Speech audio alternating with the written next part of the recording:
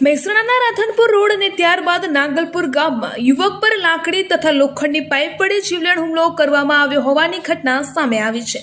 આ અંગે મહેસાણા શહેર 2 ડિવિઝન પોલીસ મથકે 6 શખ્સો સામે ગુનો નોંધવામાં આવ્યો છે। ખીરવા ગામે તાજેતરમાં ક્રેડિટ સોસાયટીમાંથી દાગીના અને રોકડ લઈને નીકળેલા આધેડ સાથે લાખોની લૂંટ થઈ હોવાનો સનસનાટીભર્યો કિસ્સો પ્રકાશમાં આવ્યો હતો। જો કે આ કેસની તપાસ કરી રહેલી મહેસાણા પોલીસના હાથે કેટલાક એવા ચોંકાવનારા તથ્યો લાગ્યા છે, જેના કારણે હવે આ લૂંટની ઘટના શંકાસ્પદ બની ગઈ છે।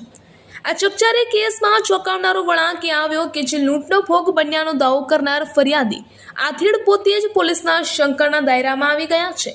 આ સમગ્ર પથકમાં એવી ચર્ચાએ જોર પકડ્યું છે કે આધેડ કોઈ અકળ કારણોસર આશરે રૂપિયા 11.70 લાખની ખોટી લૂંટનું ભારે મોટું તરખટ રચ્યું છે। મહેસાણા તાલુકાના વડસમા ગામે જમીન બાબતે ચાલી રહેલી જૂની તકરારની અદાવતમાં એક યુવક અને તેના ભાઈ પર 4 શખ્સોએ પાઇપ અને લાકડી વડે જીવલેણ હુમલો કર્યો હોવાની ઘટના સામે આવી છે। આ અંગે વડસમા ગામના ચૌહાણવાસમાં રહેતા અને ખાનગી નોકરી કરતા 28 વર્ષીય વિજયસિંહ ધનાજી બાબાજી ખેરે નામના યુવકે લાગણજ પોલીસ મથકે 4 સામે નામજોગ ફરિયાદ નોંધાવી છે।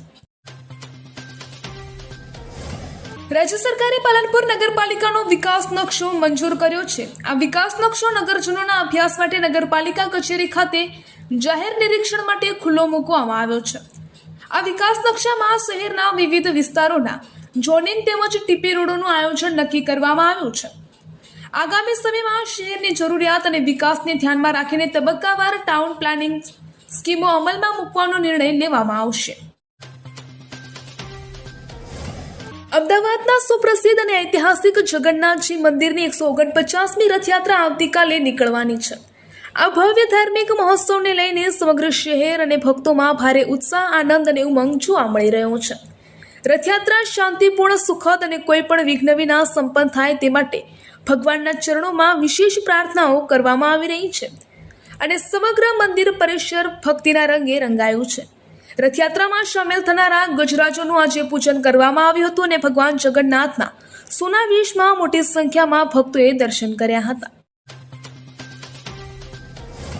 વડોદરામાં લાપતા થયેલા દીકરાને પિતા આખી રાત શોધતા રહ્યા હતા, પરંતુ અંતે મિત્રના ફ્લેટમાંથી જ આકાશનો શંકાસ્પદ મૃતદેહ મળી આવ્યો હતો। પુત્ર હેમખેમ ઘરે પાછો ફરશે તેવી આશા રાખતા પિતા પર દીકરાના મોતથી આબ તૂટી પડ્યું છે।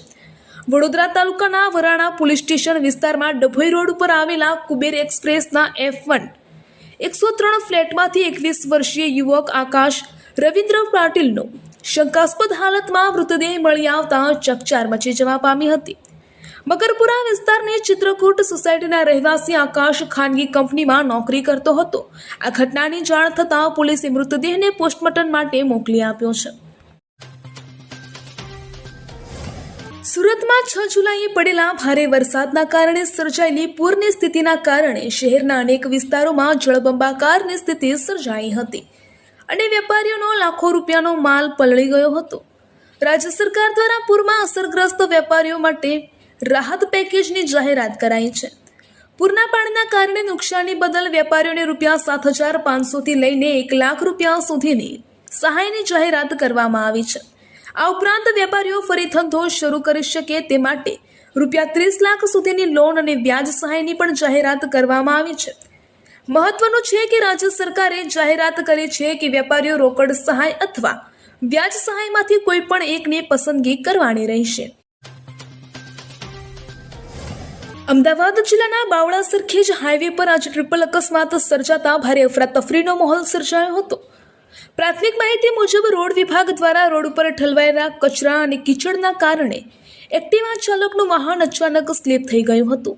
આ દરમિયાન પાછળથી આવી રહેલા ડમ્પર અને લક્ઝરી બસ વચ્ચે પણ અથડામણ થતાં અકસ્માત વધુ ગંભીર બન્યો હતો।